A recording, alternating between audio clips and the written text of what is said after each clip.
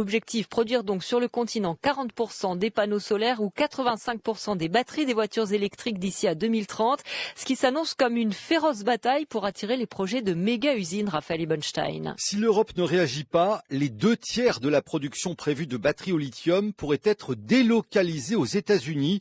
Cri d'alarme lancé par Transport et Environnement. Cette ONG a étudié une 50aine de projets de gigafactories, dont 3 en France, Envision à Douai, ACC à Douvrin et Vercor à Dunkerque. La présidente de Transport et Environnement, Diane Strauss. On a identifié une tranche d'investissement sur le projet de Douai qui serait peut-être à risque puisque cette tranche d'investissement n'a pas encore été sécurisée. Vercor, une start-up française, doit produire ses premières batteries à Dunkerque dès 2025 avec 1200 créations d'emplois à terme à la clé.